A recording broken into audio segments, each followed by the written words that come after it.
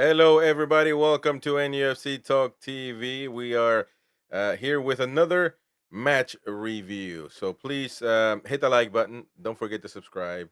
Become a member if you can, and do all the shenanigans before we even get started. So please close that chat for a second. Hit that like button. Very important. And of course, let us know what you think about the match yesterday. We're gonna take a close look at what happened at St. James's Park against Brighton. We got Gary, we got the mighty win, of course, and Gary's muted, so yeah, you got to unmute yourself, right? But regardless, Roy might join us. Andy Bell as well might join us, so we'll see if more people get added onto the panel tonight. But well, fellas, I mean, it's the day after. Um, it The doesn't get day any. after, Still the feels night like the day. before. I'm going to say, still feels like the same day, doesn't it? It's so shocking, really, to think of where we were in them first 35 minutes to how it ended. It was absolutely criminal, if I'm honest. And I think that's where everybody feels. And I've like I say, unfortunately, I haven't been around today. I've been sat in the car most of the day, to be fair. But Yep. I've had a chance to have a look at the highlights and the goal and everything else, and reevaluate things and stuff. But we'll come to that in a second. Well, I mean, the mighty win was saying that we were unlucky. Um, my perception on the game never changes really. Um, I'm still the same as an instant match reaction on the review. A week later, I don't forget things, and I'm not for one saying the mighty win forgets things, although it's still true that he does forget things. But no, we weren't unlucky. I mean, we to me we find it around with the ball. We great because that's the progress you need to make to score. But we didn't do the last part that matters. By the Absolutely. way, No, we didn't the last the game part. is Exactly. in the game is last according to FIFA and everybody in the Premier League and I believe every other um, tournament out there. The game lasts until 90 minutes and then some added after that. So 30 minutes, 40 minutes, whatever it was that we played great until that goal. Because after that goal, we took a hard landing. We couldn't get ourselves going mentally, emotionally. We were naggered, and well, the poll is out there for this chat for this show in particular. Who is to blame for our latest form? The players, of course, they're the ones, the protagonists. They're the ones on the pitch, so I'm sure they have something to do with it. Eddie Howe, so he's the manager. He's the one that makes the moves, which to me he I don't know he is confused at the moment. So I'm declaring Eddie Howe confused in a confused state of mind at the moment. Don't know what he's doing. Don't know what he's trying to do. Don't know what his subs are meant to do. And if we as fans are confused, I would suspect the players who are not doing what the manager wants. I'm sure they might be confused as well because nobody knows here what's going on. So you can vote for Eddie. You can vote for the directors as well. And Kenny W there says bit of a weird poll. Why the directors? Well, let me explain why. Because they're the ones that didn't bring them players. They're the ones that didn't sign anybody. We sold players, and again, PSR, all of that. That's perfect. But we had to at least bring in two more players that are somewhat of good quality. We didn't do none of that. They have to have some blame because they are in charge of the squad that we are presenting week in and week out. So if you told me that Van Basten, Messi, and Ronaldo were brought in this summer window, and Eddie Howe is not putting them on the pitch, then of course, then they would have nothing to do with this with the outcome. However, they did nothing. Nothing is nothing. They brought nobody. A single soul didn't arrive at Sim. Apologies. Osula. Um, what's the goalkeeper's name? Uh, Ruddy, Oddy, guy. Kelly. We got the Greek god, and then that's it, or somebody else maybe I don't know. Kelly. We got somebody from Kelly. Yeah, Kelly. That's right. 100. How can I forget? Um, One of the highest paid players. And then Oh, we got somebody from we got a wonder kid. Real Madrid got what's this wonder Endrick killing it in South America. They got that wonder. We got Pivas. God knows what Pivas was doing, and he's not even in the Well, we've got a Sula as well. so who cares? But Osula, yeah, that's right, Sheffield United legend. We got him, and so that's why the directors are a part of the squad. So let's we'll take a look at that and we'll discuss it. Or the last option is all three equally. That's kind of a happy clapper, mighty win type answer right there because he just clicks that one and he washes his hands and that's good. All three equally. That's No, not I clicked because directly. and 42% of people are saying all three equally, literally. So, but everybody's got their opinion. And yesterday, of course, we do our full time thoughts and poll on the chat. And after the defeat, 0-1 to Brighton, options were Naggart, we played good, just didn't score, or give it time, Eddie will fix it. And 227 votes, a lot of people on that one. Weird Knackered has 29% of the voting. 61%, we played good, just didn't score. So look at that. 61% of people saying that we're going to show it later on. And of course, 10% only goes to give it time, Eddie will fix it.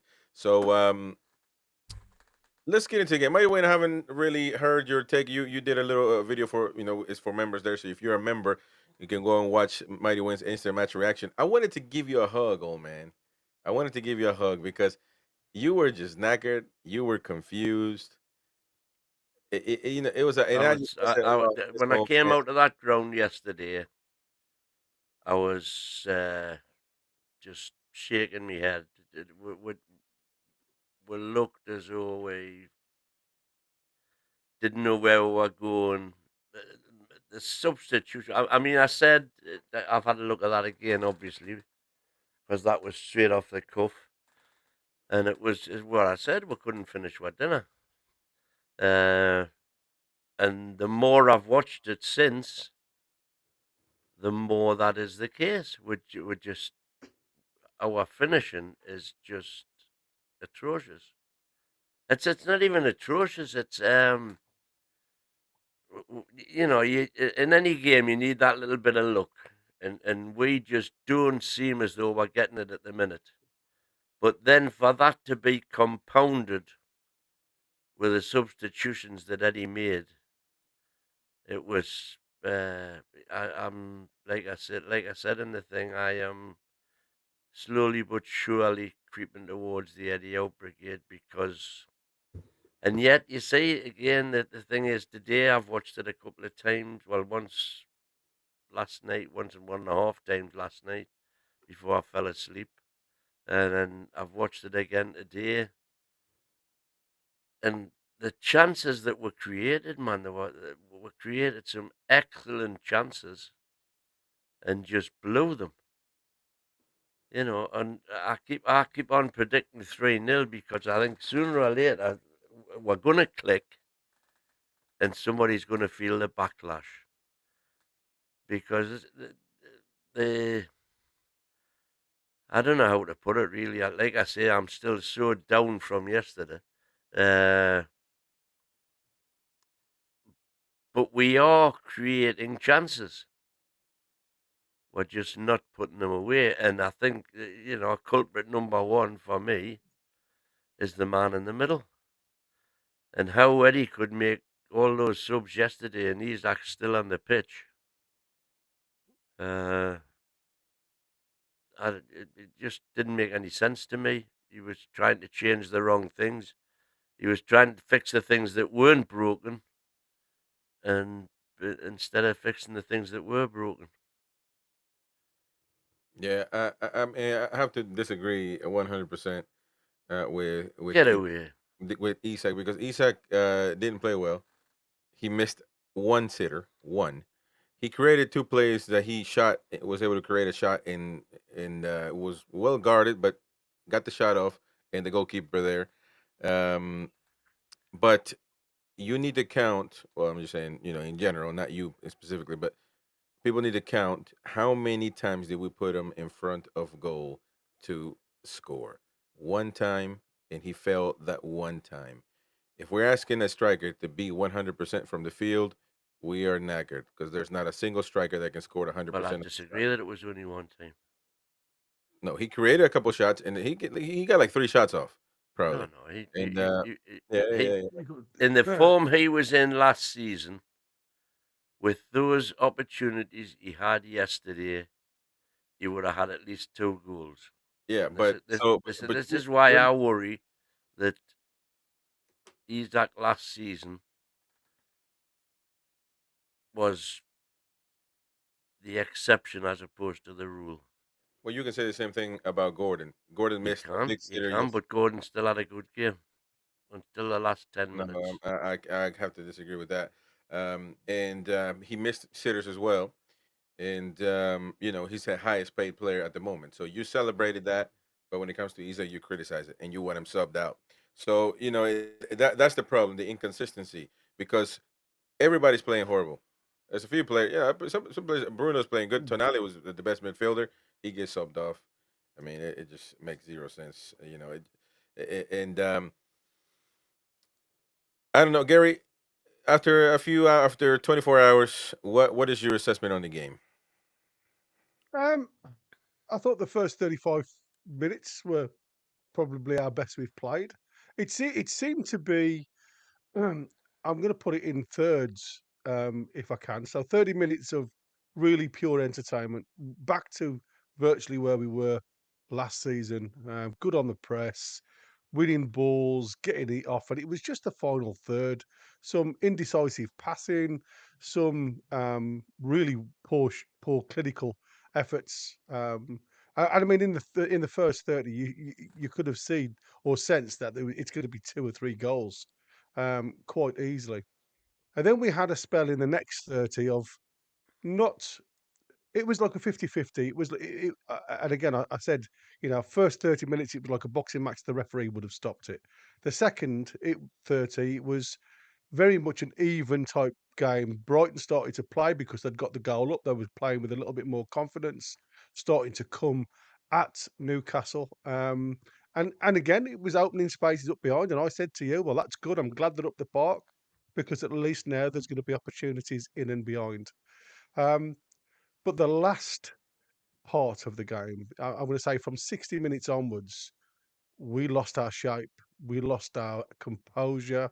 We seemed to lose our way. There was obviously all the changes made nothing at all. There was, when you see managers make changes, you expect a change in circumstances, that you expect something to happen. In actual fact, what it did was a detriment towards what we were doing before the changes. Even though, like I say, it was very much an even keel game, after them changes happened, there was no way, even if we were still playing today, we would have scored. We looked lost in certain positions. And if anything, Brighton looked probably the most capable of scoring a second goal. That's how I looked at it. I looked at it in thirds, and it was definitely the last third of the game. I really started to question what Eddie was seeing compared to what we were seeing when we were doing the live watch along, because none of his substitutes made any effort to change the game, and that's worrying. Mm. Last third So of the game and last third of the pitch. so talking about Isak, he got 5 shots altogether the whole game. Well, I got him down to 7, 4 on target.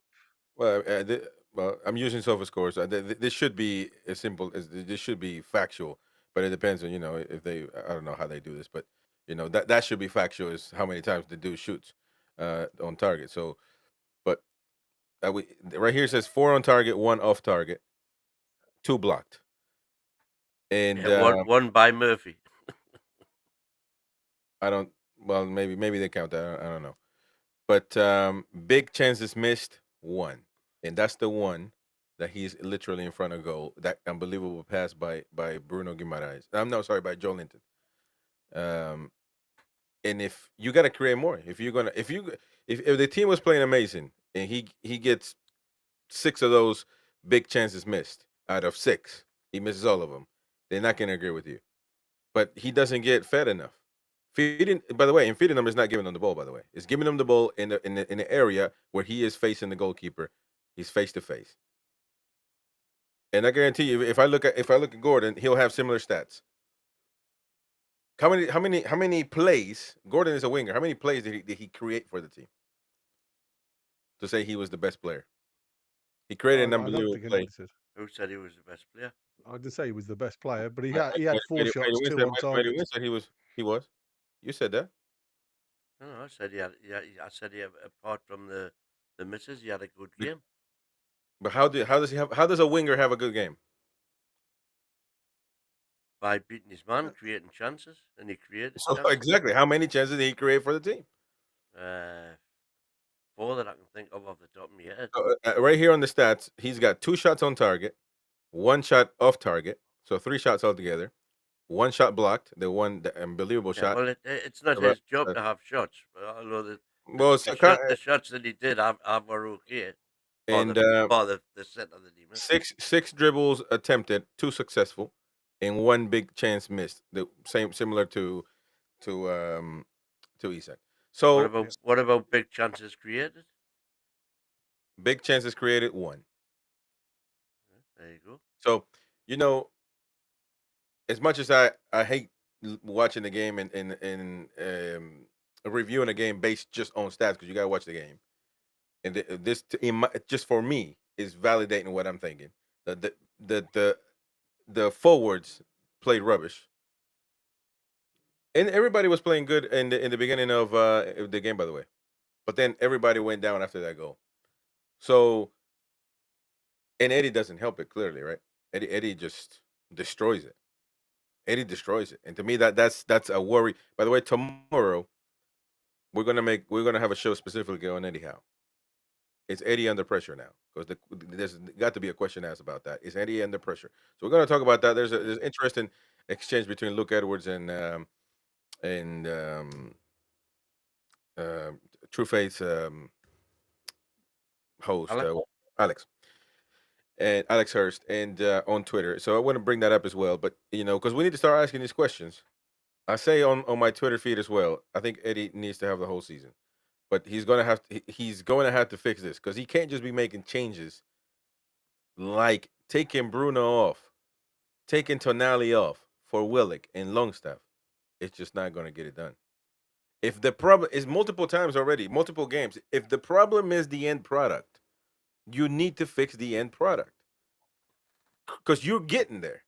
Your midfield is getting you to their box. So the fixing needs to be in that area, not the midfield, because the midfield is doing their job. So if you change the midfield that's already performing well or decent, then you're breaking the game. You're breaking the team. And I'm not. I just don't get it. I just don't get what he's thinking. I don't get it. Um, I'm starting to worry about that as well as I'm not saying that we need to sack him, but I'm starting to worry that I'm seeing these tendencies game after game after game of Eddie breaking games, and it's just one goal. Well, I'm starting to think it. We're going to discuss it tomorrow, but we're talking about the goal. Why do we as a team tremble and just crumble in when they score a goal? Well, we don't. Do you think we play good after the goal? Well, how many times we've been a goal behind this season and got a result? So that's not true. I'm talking about yesterday, by the way. I don't know what you're trying Yeah, to you said how many times do we go a goal behind and crumble? I'm saying we don't. I think against Bournemouth we got lucky. Right. So all right, we got lucky.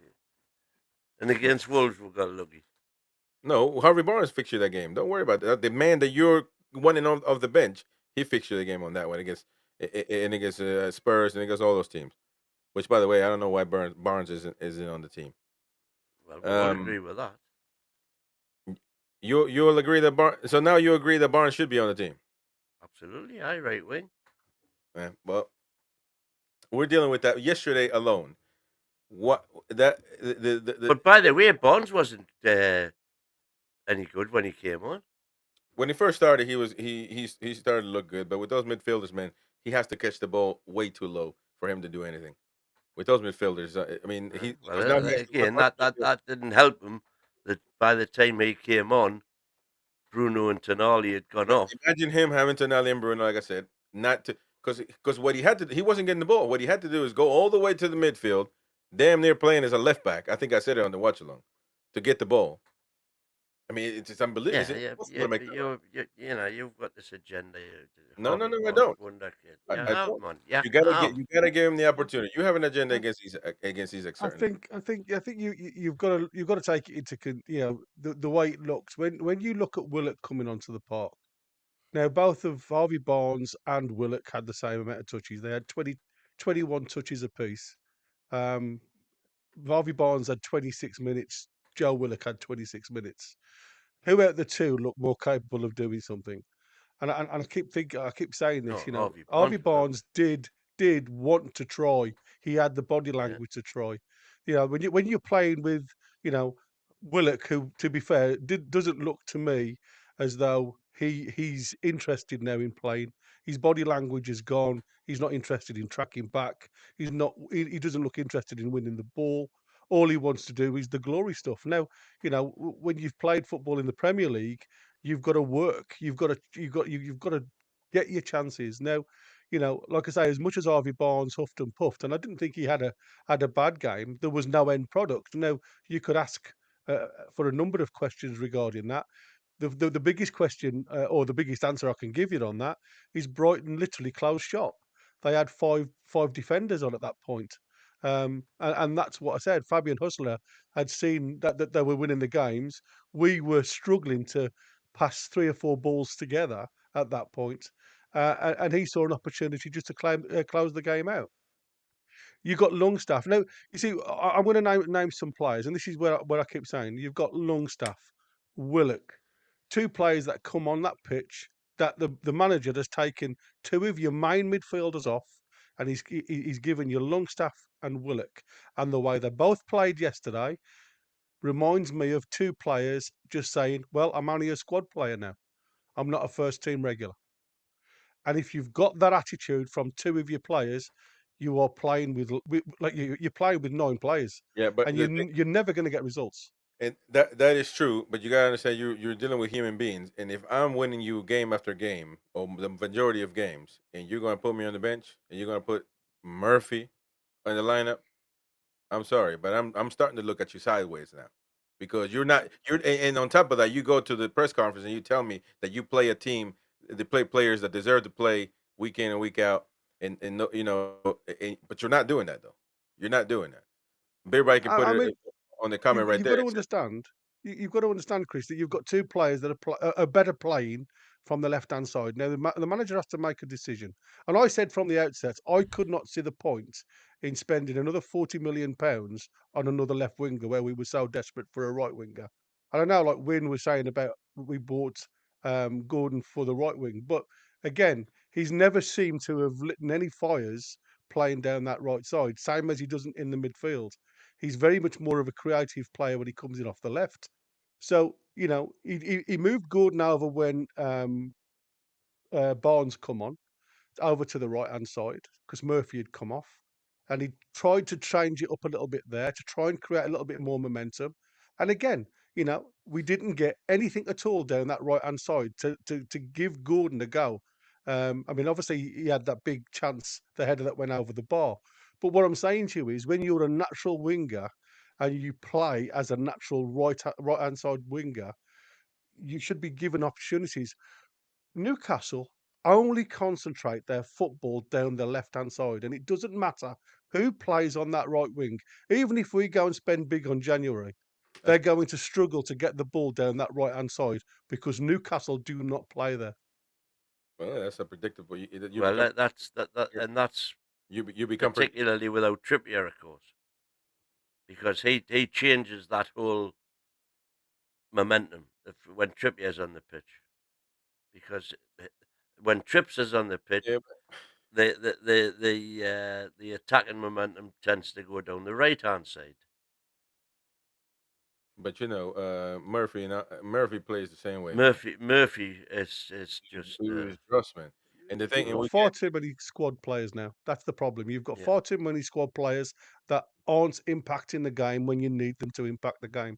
And when you make wholesale changes like Eddie did yesterday, and not one of them actually tried to change the way we were playing, they were just literally running into closed avenues. You'd never, and I said to you in the live commentary, we would never score. We never looked like scoring once the change is made. In actual fact, like I said, we got confused. It looked like we were very disjointed in certain passes. Nobody wanted to know run into channels. Nobody wanted to get in behind. Yes, they had the low block, but unless you're willing to break your neck and get into the channels, Willock was more on the left wing. Harvey Barnes played inside left most of the time, and it's like, where are you playing, guys? Because you've opened up the midfield. Certain direct balls from them yesterday split our midfield once the changes was made, and they could have had 2 or 3 goals quite easily, simply because of this setup that Eddie Howe has put in. So there has got to be a potential part of the blame to Eddie, because obviously yesterday, as you saw, J7 played majority of the inside left portion alongside Gordon, and it was an overload on the left hand side. Now, for a tactic, it worked to a point because what you got there is you got both Bruno and Tonali having space to work in channels. And I mean, that beautiful move that they had where J7 played it out to Tonali. Tonali then played that first time inside to Bruno, who then puts Isaac through for the one-on-one chance. It was tremendous little plays. And that's what I said. By doing what Eddie did with J7, by moving him into that inside left channel, it gave both Bruno and Tonali a little bit more space to work rather than it being too crowded, which it has been in previous games. So I could understand it. But again, when you start making wholesale changes, that's when you've got to start questioning if there's nobody that they're going like for to change the game. And by the time Asula come on, where he went two up top, 2 minutes or something to go, stupid. It was Well, silly. 2 minutes plus 10, of course. But Yeah. Well, he come on in the 92nd minute, and that's what I'm saying. I mean, it's not even 6 minutes isn't really. By the time you've got warmed up yeah, in yeah, the yeah. game, yeah, it's I pointless. totally agree with that. But like I Oh, say, the substitutions are the one thing that sort of started really tipping my balance about does Eddie know what he's doing. But again, having said it, when I've watched it again, we were still create. I kind of left the ground thinking after the first 35 minutes we didn't create anything. But when you look back at it again, we were still creating chances all the way through. yeah. Big chances created, four for us, four for them. Yeah. So we had the ball, man. We just we have the illusion that because we have the ball, we create chances. We don't. We had the same chances that they did. They brought Matoma in, No, and I'm talking about I I had, shots. let me We had 21 shots, right. How many on target? six. That's and how many they had on target? They had five, I think. Okay, then so the same, pretty much. They scored with It, they scored with their first shot. let me tell you something. So we had the same And amount that of was it. That again. That was a comedy of errors in defence when they scored their you know, goal. and that's a bad. That's because Eddie's word on the last press conference or whenever he said it, he was asked about Dan Burns against the Man City. Dan Burn playing like that. He said, "Well, that's kind of what we want. We want everybody. No, everybody needs to do what their job is first. Everybody is all over the place. Nobody. Everybody is all over the place. Danny Welbeck should never be left alone with Lewis Hall or Livermento because they're not physically strong enough to keep up with him on the run. Well, it was Shea who cost us the goal. Where was Not Dan Burn? Where was Dan Burn? Livermento partly to blame, but Where was Dan Burn? Shea should have been straight on him. And where was Dan Burn? Dan Where was Burn Dan was Burn? marking Evan Evan Ferguson. Nielsen. No, Evan Ferguson. Ferguson. The whole game at the time, the whole Yeah. game, even Burn got a yellow card because he was on Welbeck from start to until that part, telling me that was his man.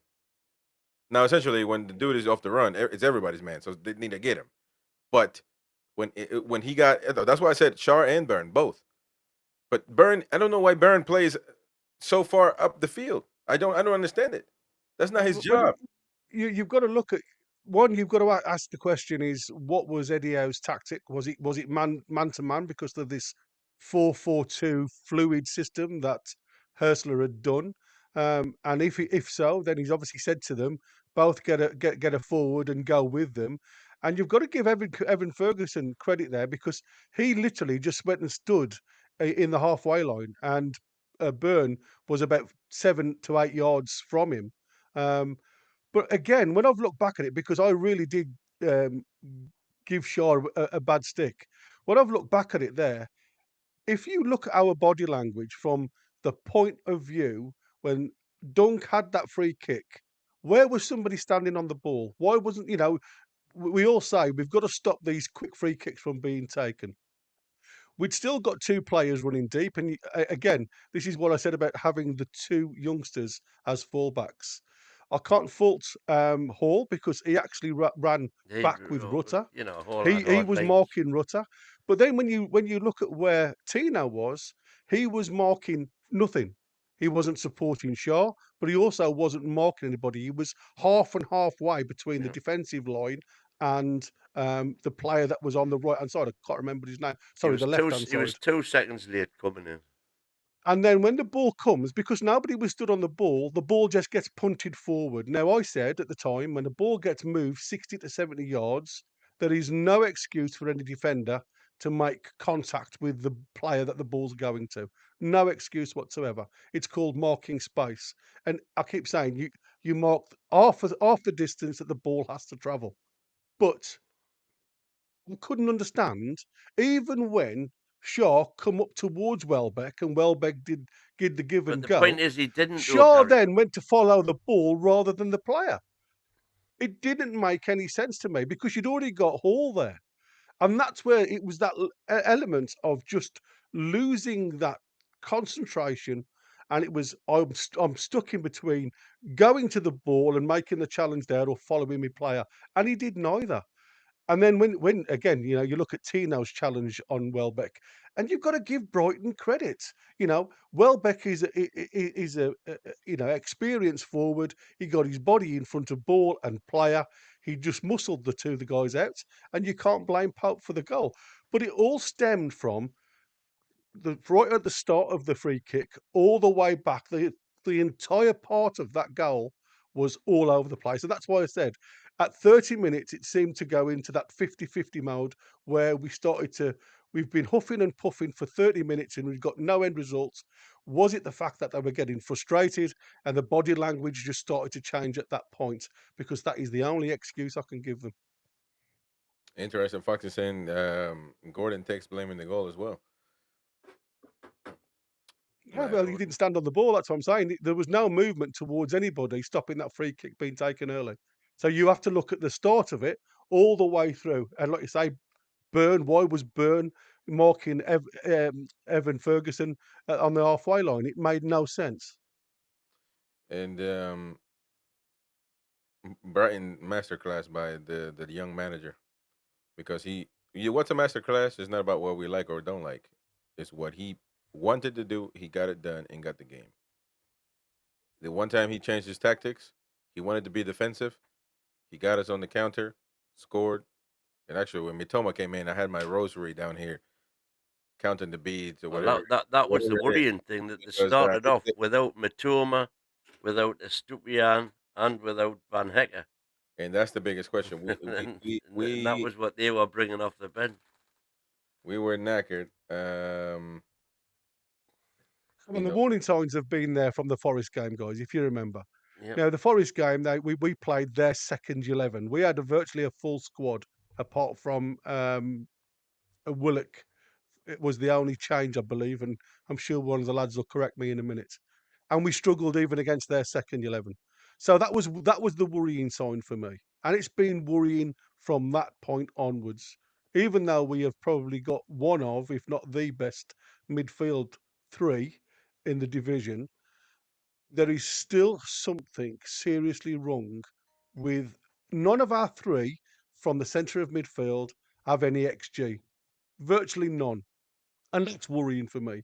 When you're relying on two players to get you goals through from a 11 team members, you know for a fact you're going to have a hide into nothing. And there's going to be a lot more of these games. And when you're not starting one of those two, Oh, yeah, exactly. that's the other worry for me. That But Eddie's got to make a decision. Eddie's got to make a decision to, for me, like I said, he either brings Byrne on the right hand side and gives him a shout, or he says to Gordon, "Sorry, mate, you're playing right winger," and we get balance in this side. Because any manager worth his salt now, once you block off our left hand side on the attacking side, which everybody seems to do now, we screwed. We haven't got a plan B at all. And that's what he needs to do. He needs to make up his mind and let it be. Bandit here says, Chris, you admit you haven't seen the game and have so many opinions. I was live doing the game, so there's proof that I watched the game. And he's telling me watch the effing game before you come on to your own show before you open your trap. Bro, you have zero knowledge on what the hell you're talking about. Go watch the watch along. I commentated the game. I fucking watched the game. You're upset at your manager for fucking up. That's your problem. You want to suck up to the mighty win? Do it. Go to his house, Gosforth, 1235 Street, and bend down, go to your knees, and bow down to him. Don't get at me for that shit. We played rubbish yesterday. Simple as that. We played. No, I'm sorry. no, we didn't play rubbish. We played 30 minutes. 30 minutes. So that guy. We need to change. We got to go to FIFA though. Make sure that we have 30-minute games. We'd be winning something. But there's 60 minutes that we didn't do nothing. So but with that being said, um, you know, out of 61% of 227 people say that we played good, just didn't score. To me, that's very a simplistic way of looking at it, to be honest. Because But it's a realistic way of looking at it all the I same. mean, we both said in the first 30 minutes, Chris, again, how well we were playing. yeah, yeah. So the first 30 minutes, but there's another 60 minutes that we played Absolutely. as well. So again, big chances created, four to 4 of Brighton. So where are these big chances that we're talking about? We got 4. Well, that's what that. How many more times? That's why we're in the predicament we're in, because we're creating the big chances. We're not finishing them off. So you expect to score out of 4? You're gonna create 4 chances and score out of those. Big chances. And that's your Big game. chances. Man, you got to get in there more than that, man. You gotta put in your striker in more positions to score. You gotta everybody else. Nobody shoots. Only Gordon shot. Nobody shoots from outside the box or tries to disturb the defense. Nobody does that. What's going on? I think we're trying to play too robotic. This is what we need to do, and and if you do that, we're gonna win. But we don't. I mean, it's crazy. Nobody has the creativity to just do something. I mean, I'm telling you, man. It's worrisome. It's worrisome. It's a what's your solution? Stick with the best players on the pitch at all times, and stick to don't destroy the game. If the problem is the scoring or the last pass, then that's the problem to be fixed, not the midfield. Because when you break the midfield, you just destroyed everything you were doing. It's plain and simple. Plain and simple. Harvey Barnes needs to be a starter for this team. Murphy, stop with this BS, man, and stick to a plan. If you think Gordon is going to be on the right, then Gordon needs to be on the right. I could care less about England and whether he feels good or bad or whatever. You think he's a right winger, put him on the right wing. If you think Harvey Barnes needs to be a right winger, put him on the right wing. But you got to stick to it. You can't just be switching and flip-flopping every game. I guarantee you, if you look at every lineup since we started the season, we'd never start with the same lineup. Never. I'll give you Tonali because he was banned in the first games. But we never have the same lineup. Never.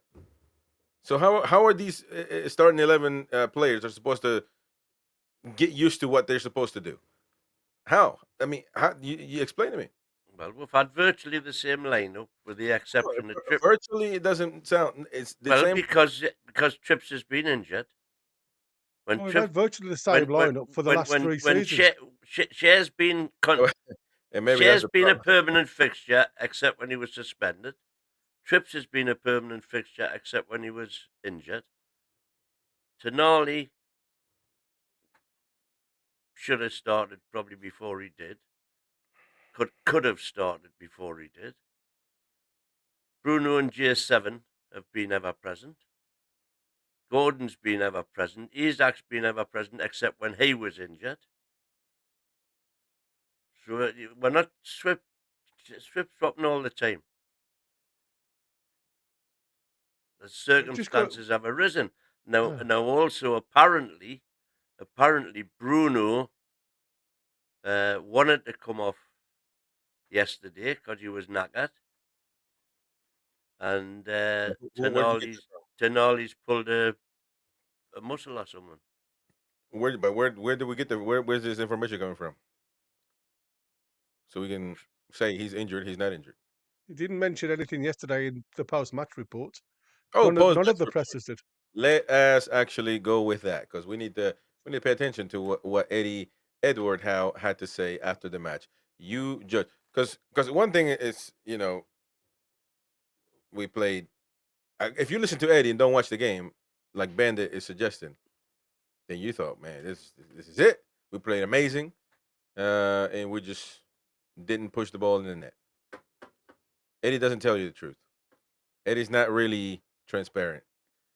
When we see something that is not working, it's not like we played beautifully and we were just unlucky. No. And I want a manager to relate to the fans and say, look, man, we did this bad, we did this good. I want somebody to be honest. That's what I want. But the man I don't know what game he watched. Let's take a listen to Eddie Howe as he spoke out after the game.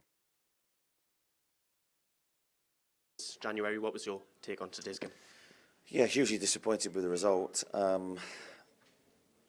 Heartened by the performance, really, overall. I thought it was a good 65 minutes of really high-level football. Last part of the game, I wasn't so happy. But I thought there was a lot of good today. I thought there was a really good energy and speed about our play and our performance. I think really all that was missing was the goals and the icing on the cake for that work. Brighton scored with their first attempt on goal. Do you feel that was against the run of play, considering what was a strong opening half hour from your team? Yeah, it was massively against the run of play. I think we've done everything but score. We've laid siege to their goal, really, and yeah, these things can happen. Like, we switched off for a split second, we've been punished. So yeah, disappointed with the goal we conceded, and it was such a pivotal moment. It gave them something to hold on to. It frustrated us, of course, but still, I believed in the second half there was enough in the game for us to come back. And again, the chances were there in that second half, but nothing would fall our way in order for us to score. After being on top for large parts of the game, do you feel that what do you feel was lacking to get that breakthrough in front of goal? Well, I think for all our ball around their box in that first half, clear openings weren't free-flowing, so we need to look at that. But there were the chances there for us, so we need to look at obviously our clinical finishing in front of goal. We need to look and continue to work on our attacking stuff around the box, and we will always reflect on that and try to come back and improve. But I thought it was a vast improvement overall in terms of performance from the start of the season, and I think we're gathering in terms of our overall level. It's just we're not totally clicking in every area, and of course to win games at this level, you need all guns firing. You were picking up strong results and arguably not playing at your best. You've now played quite well today, but come up on the losing side. How frustrating is that to take? Well, it is, because you want everything to fall into place the same. You want the performance, you want the result, you want everything to be perfect. It's rarely perfect in football, and when you have those moments, it's my job to keep calm, find solutions, keep working hard. There's no secret formula for us. It is the first time in 22 matches since you failed to score in the Premier League at home. Do you feel today's game would have taken a different trajectory had you got on the score sheet? Well, I think it's a lot easier when you score the first goal. If you concede the first goal, you've got a big battle to try and get back. Ifs, buts and maybes, the realities are there in front of us. We didn't do enough today. We have to accept the defeat. But what we do have to do is work even harder to try and come back. Alex Isak, he was All right. Oh, well, Alex Isak, let's take a listen because maybe he'll agree with the mighty win. The team today after a month out, he may agree that he wasn't up to his best form as of yet, but how welcoming was his return? I thought he played well today, Alex. I think did a lot of good things for us. Ended up in really good positions. I think he's had 7 shots in the game, so he did something right. Of course, that final action usually comes with momentum and training and all the other things that he needs, and he hasn't had a lot of that. But I think he can be pleased overall. I think he looked fit. Played a good amount of minutes for us, which will help him for the next game. You've got All right. So, what do you guys think? What do you guys think about Eddie Howe's post-match comments? Well, I it don't, I wasn't don't, an interest. Well, it wasn't an interesting. He said we played great for the first hour. Disappointed after that. When did he start making substitutions? On the 60-odd minutes, was it? 62 minutes. he said as much as I'm not defending. I just think said what I say about Isak. Isak didn't play good. He got his shots. He created some shots. He shot, but he should have scored on that one. But Isak didn't play good. It's all the forwards. But we done everything but score. It's such a simplistic way of looking at it, man. I figured a manager would be more detailed and analyze the game better. Well, you've got to bear in mind as well that was immediately after the game. Yeah. And so he hasn't had a chance to look at it again and again like we have. Not that I think doing that will change his mind, by the way, because I've felt better about our performance the more I've looked at it, as opposed to the way I felt immediately after the game. So, Yep. Well, because I thought we completely lost the plot after 35 minutes after we went the goal behind. But looking at it again, we still created a lot of but chances. something has to be wrong because we fall behind time after time. Why do we fall behind? Almost every game, I think we fall behind. The other team has scored the first goal. Something's got to be wrong if that's a trend already this season. Any answers? I mean, Well, I how, don't ca- know what I would need. how can you weigh it up in as simple as that? I mean, it's like I said, our biggest problem has been for the last few seasons. It's not just been this season's. Finishing by dinner. We just don't get. Well, it's not about finishing. We know Isaac scored 20-odd goals last season.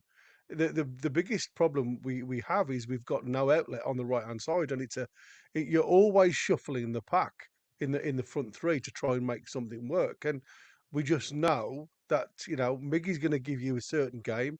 We know Murphy's going to give you a certain game, but it's never going to be at the standard. The play broke down so many times on that right hand side yesterday when there was simple channel balls through to Tonali, who had made the run, and it just didn't get there. And it was like, it's that delayed approach every time. It allows teams to recover into defence.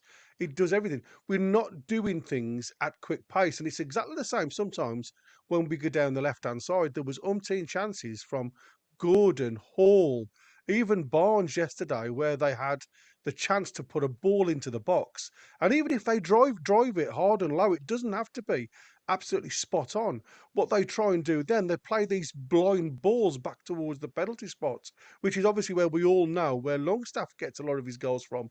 But nobody else is getting there. So why do they still play the blind ball? They're not picking anybody out in the box. They might as well just smack the ball and hopefully they get a deflection and they either get a goal from the deflection or they pick up the second ball. But it just seems, like I said, having watched them constantly now, any opposition manager, it's simple. Just take them off their strong foot, show them down the line, and trust me, you'll get nothing. And that's proven game after game this season. They have been shown down the line rather than inside. And the only time we've been inside is, like I say, Harvey Barnes scored in a couple of wonder goals this season against Wolves. But now And that he's been shown down the line. Again, the produce into the box is just not there. We're and just that's too why easy to read. when people were saying, "Well, we're winning, we're doing this," no, we're winning because Harvey Barnes won you the game. one time, two times, three times. In other games, on plays, on simple plays. We never. When's the last time we scored in open play? 400 over 400 minutes. So this is a joke. There's no system. The system is a confused system. We don't know what we're doing. We don't know what we play. We do it for a short amount of times, 20 Because minutes. we've got a 30 minutes. centre forward who can't No, control man, play. you gotta blame a system on a center forward. Are you kidding No, me? I'm gonna blame the lack of results on lack of ability to finish chances. No, no, that's such a simplistic I would way. say, don't Yeah, forget, well, that's he's what been you at the team say. for We'll 3 agree to games. differ. Yeah, Yeah, it's, he's been at the team for three games, and we've had a makeshift centre forward with Gordon up there, and then you've had Barnes having starting the games. So for me, at this present moment in time, it doesn't matter who starts on the left. It's an easy read for any opposition. We all know Barnes is going to come inside. We all know Gordon wants to come inside. It's the point I'm saying is when we get to that final third, we stop because we've either got nobody in The the only guy box. right now, and for the last few games, who's been carrying the ball into the final third, up to the byline, and getting it back. The only guy that's been doing that is J7, and he's done that on numerous occasions and now. he was the least performing midfielder yesterday. So Well, I don't know where you get that from. me watching the game, that's where I get it from. Well, I was watching He the didn't Finale have game a was as great well. playing, first half. He had a good second half, Finale was but he playing had a better. better Bruno second was half. playing better No, than he was. Tonali flatter to deceive again. What? Man, that's crazy. Um, Kenny Bruno up. was man of the match for me. Well, Yeah. neither was man of the match. Win logic, we should spend. Win logic, we should spend 20 million on Abrahams and Davids from Canada. We would get our money back, not a 19-year-old. Yeah, well, I'll go along with that as well. Uh, That's why when you put your original poll up, I put board of directors to blame. yeah. For three windows now, we've known we needed a striker, and we still haven't bought one. So wait, time out. Not a single show we did here where you have mentioned a striker is our priority. Everybody was said right wing, Well, center I tell you midfielder, what, you've center got midfielder. VAR. Just go back. Yeah, well, I'm telling you what it is. We got center backs. We talk about wingers, No, right no, winger. I've never said centre back. I've Not a said single person. Not a right single winger and person said striker center for back. me. I mean, a center forward. Not a single person said center forward. Come on, man. If we said center forward, that was because somebody needed to be a sub to Isak, man. And not, you don't you understand that there's not a single striker out there that will score the one opportunity created for him, and you might get it, and Isak might score the next one if he gets an opportunity. Who knows? But it's just one shot created, put him in front of goal once. Don't you understand that the team needs to do more of that? Are you talking Game about after game. yesterday? You're saying one. You're saying he had one opportunity yesterday. Yeah, I'm yesterday. saying he had four.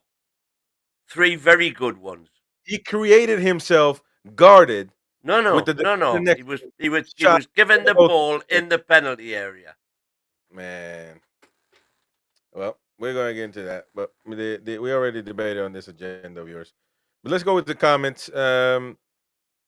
Let's go with the comments real quick. Let me see. All right, so all the way up, we got a lot of comments to go to. Kenny W, sum it up. Pep made 3 changes today. Nunez, Foden, Grealish got the win. Now look at our subs. There you go. We could still be playing now. Well, you're gonna, there's nobody arguing that we've got a squad anywhere near what City's is. And we don't have a squad to finish Champions League no more. I mean, we don't. So imagine, we probably, hopefully, we get lucky. We get Europa, or maybe Conference. The Conference. I celebrate Conference League. Well, With they're this going to be delighted with Champions League. Yeah. Simon, see, man, look at all these teams playing now. Look at Chelsea. Look at all the Chelsea. Come on, we can't compete. So we got Chelsea coming up. Man, we in a rude awakening. Simon Goslin says we've had this final third problem of not scoring goals for nearly 12 games. Correct. Isak, in my opinion, has a fluky last season because this year he's produced zero impact in games. That's what Simon. Welcome, Simon, to the channel. Um, Jillian says, "How only wanted Gahey at center back. Whatever snobs think of them not being good enough, but he wanted Ilanga at DCL." Well, this is the thing, and that's why the directors are an option because they're not there to. Their job is not to keep Eddie Howe emotional levels at a happy level. They're there to do a job for Newcastle United. So if they think that we as a team need more players, then they need to work on more players. Then if Eddie only wants one player, well, Eddie, too bad, mate. We're here to do a balanced thing here. You want players? I can get you some options. It's a mutual thing. Eddie is not the king of Newcastle. He doesn't run. This is not a. This is he needs to negotiate with the directors, and ultimately the directors have the ultimate say in that. So that's why I say if Eddie is stubborn, well then they need to say, well, Eddie, it is what it is, mate. But we need players. You're just making massive assumptions here. What's the assumption? That Eddie only wants one player. Everybody's reported that, by the way, and yes, what Jillian said, everybody's reported in that. No, everybody said he only wanted one centre back. He only wanted Margay. Yeah. It's been reported, widely reported. So what are you talking about? Yeah. Where's As the a assumption? centre back. That didn't stop him going getting somebody else as well. Yeah, that's true. That's true. That's what I'm saying. The directors. No, The he directors said, he said that the only centre back that he thought could improve us out of what he was offered was Marquis. And that's his opinion, fair enough. yeah, but But also that didn't Mitchell said prevent us going and get somebody else as well. and Paul Mitchell said there were many options. There were other options, Yeah, and for centre Eddie, back. but Eddie only exactly. So that's the thing. So if that's the case, that Eddie only wanted one player, then the One directors, centre back. yeah, to be regardless. If Eddie only wanted Mark Gee, nobody else in the club, the director should have said no. That's not how we run things here. No, That's what I'm saying. If that was the case, if they that's should have got a right winger. Should have got him Bremo for that sort of money. yeah, exactly. So they're to blame if Who somebody can needs. also play as a striker. All right, Brian Quinn says, "Good evening, folks. Disappointed we couldn't score even when we were playing well, and the substitutions were predictable and had no positive effect. We are not going to make Europe with this team." I agree with you, man. Well, playing like this, but the team is not. We only have a good 11. That's the thing. Everybody else on the bench, for the most part, we will see how Lewis Miley does. But we gotta wait. Well, if We you're don't. talking about Lewis Miley, you're talking about Miley replacing either Bruno, J7, or Tonali. No, And I to don't coming think in, he's as good as any of them. but he's better than Longstaff. So to be a sub, he could be the first sub to come on the midfield. He could be. He we've seen, we have to see what he can do. We only seen him for one season really, but like I said, the people that we bring in are not good enough. That's the problem. So he can probably play better. Look, you see Willock yesterday. Willock was dross, man. He was. So the options are not there. Options are not there, and we're gonna play Carabao Cup, FA Cup, league games. Imagine, are we gonna make any substitutions for Chelsea? I hope not. I hope we play our best in starting 11, and then 3 days later you got to play them, or it's the league and then the cup. So we're in it for a rude awakening. I think darker days are yet to come if we continue like this. Kenny says, I think it's time to get the mindset we have new owners, and that's it. Still the same draws. Ooh. Well, Harsh. Jordan Brent. Well, Chris, I think it's time for PIF to go speak with Edin Terzic. Terzic, he's free, an amazing manager who brings youth and battered us twice and has only been a manager for 2 years. Look, I say Eddie Howe needs to stay for the rest of the season. I mean, I think getting a new manager just doesn't do anything. You still got the same players. Well, So, I don't think he should be here for the rest of the season necessarily. well, I mean, I've been Eddie's biggest fan, as you know. But I said at the start of the season, with the squad we've got, if we are not within 3 points, the top 4 by Christmas, Eddie needs to be gone because there's no reason why we shouldn't be. And yeah, I still maintain that. I think unless something catastrophic happens, that is not really that's not going to happen. I don't think. No, Uh, I think something it, positive could happen, I, and it's just a well, matter of time before we start converting some of these chances. well, we still got Isaac. So what are you talking about? According to you, Well, it's- we've got Callum coming back as well. yeah, unless he scores 20 goals in 1 week, then I don't think he'll be really. What are you talking Uh, about? 20 goals in 1 week? yeah, because he'll be out after the next one, so he won't be for the rest of the season. Well, so He you won't be say. available. So all right. So the comment was that I was trying to answer to Jordan here, but look, I was saying we don't need to Eddie Howe unless something catastrophic happens to where I don't know we're getting relegated or something. I don't. If Eddie Howe goes, you can bet your life Can I answer the question, man? It's unbelievable. Pochettino coming in. Yeah, Pochettino, I don't know. He's in the U.S.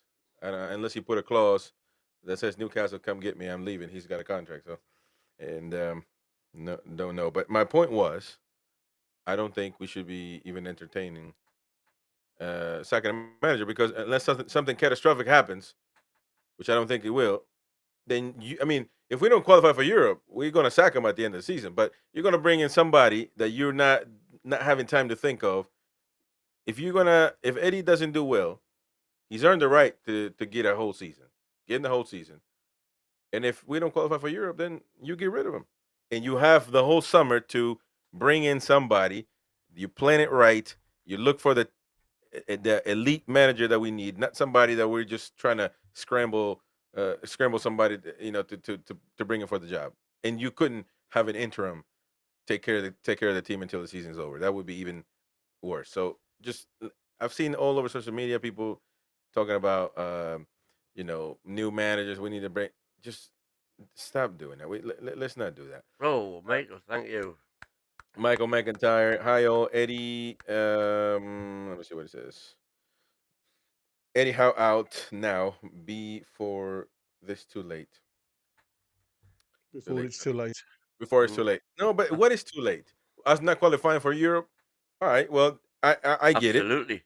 I get it. Because if we don't qualify for Europe, in fact, I think if we don't qualify for the Champions League, Mate, we're gonna lose potentially Tonali, well, but you're gonna lose them. Bruno, and Isaac. But then you're gonna have to go get somebody. Listen, we're gonna do a manager's discussion tomorrow. So, but that was just my short answer. That I didn't even think I get to finish it.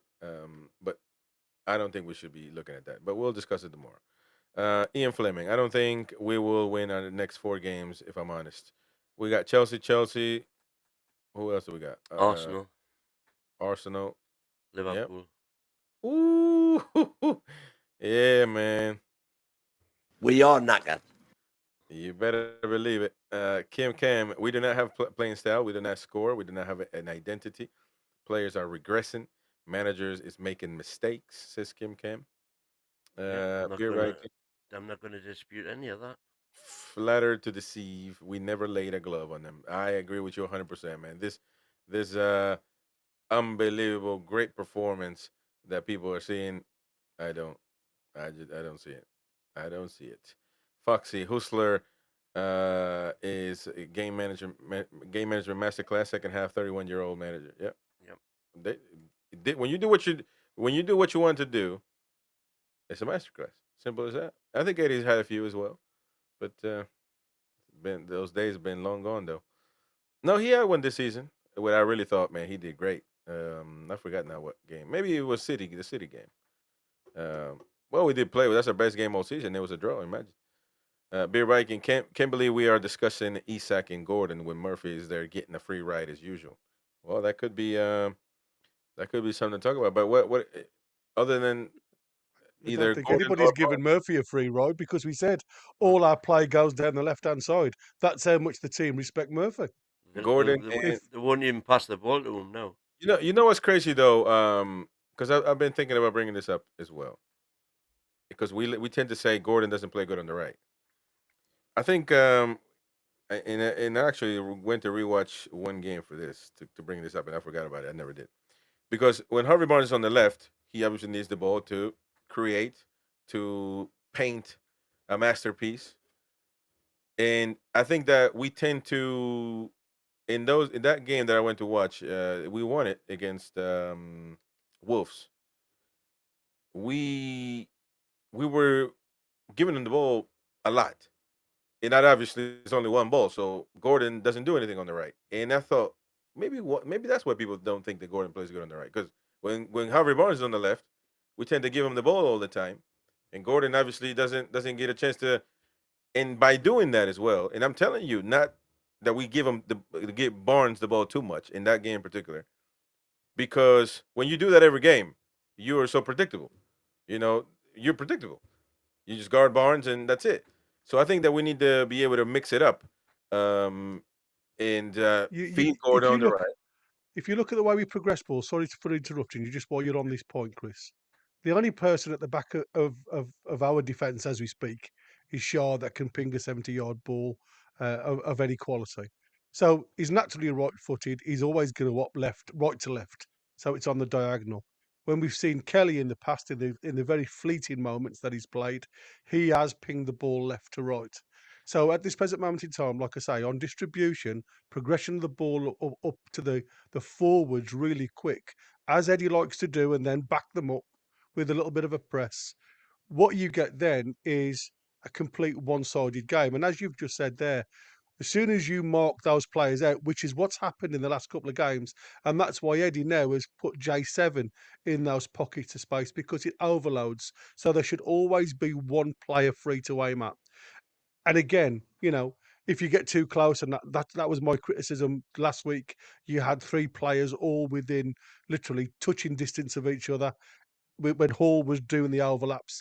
It's easy for one player to mark two bodies. So to me, the tactic that Eddie's trying to achieve with J7, it works on occasions, it doesn't work all the time. And what J7 needs to be doing is either working the inside left position and then going wide when Harvey Barnes drifts out, drifts inside. So then he's got something to aim at if that channel is blocked. But what we seem to do is we get into these channels, and like I say, instead of just whipping a ball in, because all of the teams know that none of them players, Harvey Barnes, J7, Gordon, none of them have got a left foot. The only player that can whip a decent ball in, and he's very rarely used to do that, is Hall. He made some absolutely tremendous overlaps yesterday where the ball into the channel could have just been quite easily, but he had nobody in the box to aim at. So what he does is he just stops and then he brings the ball back, and we go into this pendulum motion again. And to me, as much as Harvey Barnes does the deal up there, unless you've got bodies running off him to allow the space, because once you run off, it takes or distracts a defender that's marking you. And that's what happened with us yesterday.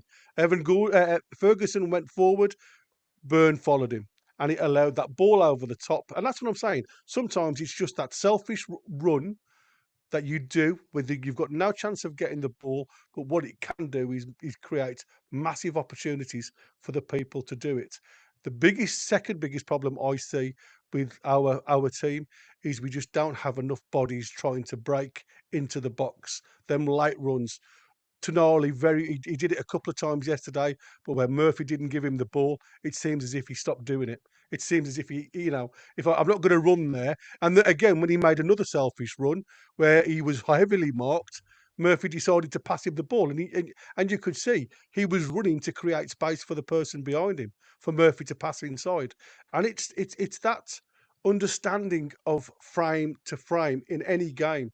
And like I keep saying, you've got so many players that have the mental capacity to play at the highest level, and the rest, unfortunately, don't, and they just don't understand the play. And it's something that Eddie has to do. But the biggest problem I saw yesterday, more than anything else, was set pieces. I thought Oh, our set or pieces was absolutely dross. I think we got two passes good from our set pieces yesterday. When I say good, it went to a black and white shirt. But everything else was meaningless. where And, went and, and that's what I said. You've got pockets of issues throughout the entire team, and that's why I said you can't really highlight individuals for playing well, individuals for playing bad, because throughout the game, unless they continue to make runs, it spoils the rest of the game. And that's why I said, we looked at Isaac before. He had 7 shots. I mean, there was one shot that it was closer to the corner flag than it was the goal. And you start looking, and yet we know he's coming back into the game. We know he's going to be rusty, and he's going to start snatching at shots. And it's the same with Gordon. You've got a player who thrives on confidence, totally unconfident from the Euros, and he has been all season. And yet the manager just keeps shifting him from left to right, left to right. Just stick him in one position. And if he's the best that we've got, even though his confidence is shot. I mean, yesterday he was on the 6-yard box and puts a header over the bar.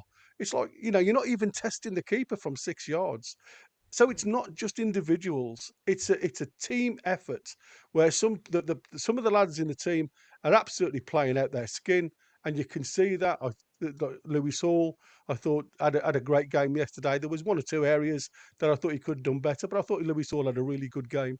And it's a shame where we paint the entire team with the same tarred brush, and I think we've got to just step back a little bit and say, what is the reasons for us not getting the end product?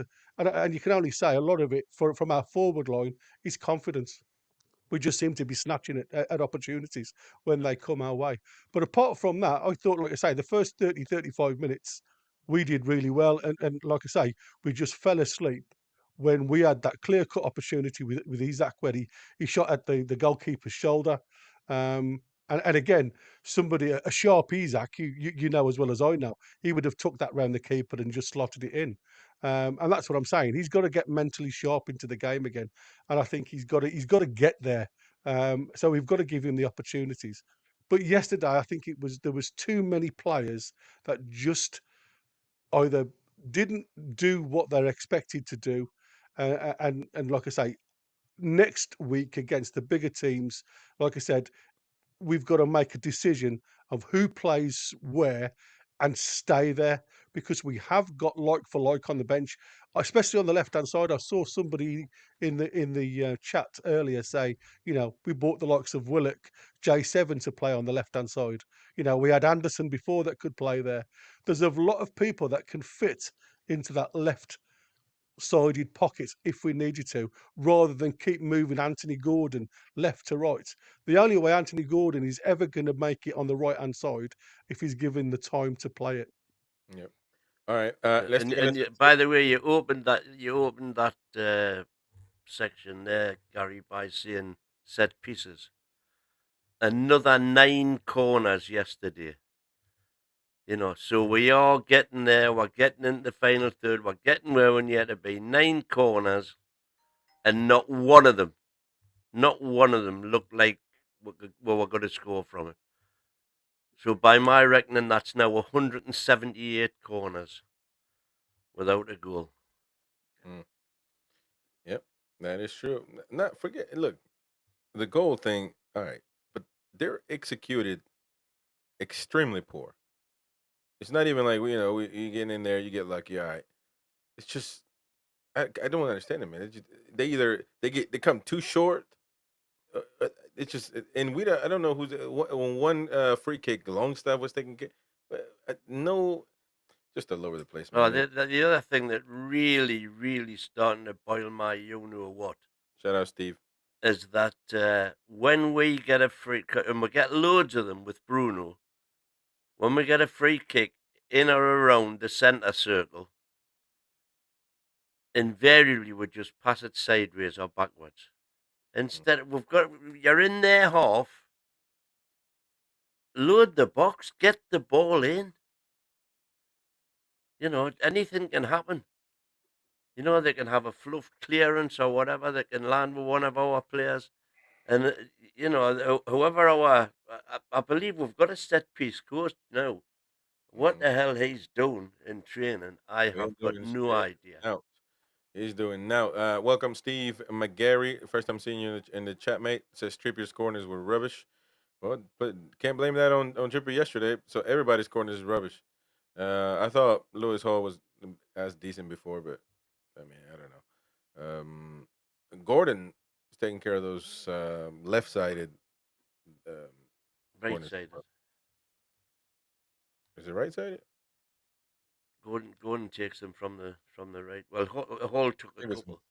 all right. Yeah, I'm gonna say Hall Mr. H, took him you know, yesterday in swingers.